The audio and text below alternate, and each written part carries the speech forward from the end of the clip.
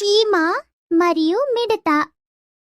అది ఎండాకాలం. ఒక పొలంలో ఒక మిడత కిలకిలలాడుతూ కిచకిచలాడుతూ తన హృదయానికి నచ్చినట్లుగా పాడుకుంటూ తిరుగుతుంటుంది.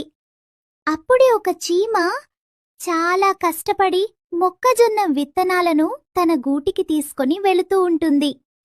అది చూసిన మిడత చీమను చూసి నవ్వుతూ, ఎందుకింతలా కష్టపడుతున్నావో అని గొల్లబామంది. అది విన్న చీమ, నేను ఈ ఆహారాన్ని నా గూటికి తీసుకెళ్తున్నా. రాబోయే శీతాకాలానికి నాకు ఈ ఆహారాన్ని సేకరించి దాచుకుంటున్నా అని అంటుంది చీమ.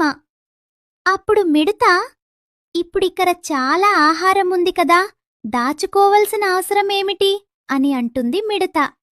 అప్పుడు చీమ ఇలా అంటుంది, మనము ఈ రోజు కోసం ఆలోచిస్తే రాబోయే కాలం ఎలా ఉంటుందో మనకు తెలియదు. ఉన్నప్పుడే కష్టపడితే రేపటి కాలం మనకు బాగుంటుంది. నువ్వు కూడా ఇప్పుడిలా జాలీగా ఉండకపోతే కాస్త ఆహారం కోసం కష్టపడి దాచుకో అని. చీమ అక్కడ్నుంచి వెళ్ళిపోతుంది.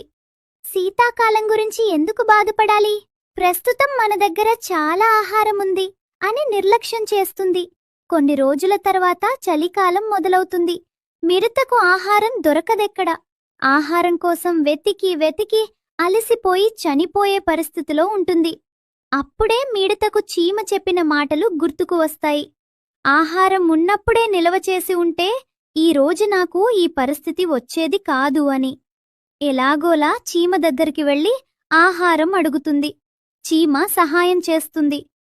కథ నీతి: ఏదైనా మనం బాగా ఉన్నప్పుడే కష్టపడాలి. అప్పుడే రేపటి జీవితం చాలా బాగుంటుంది.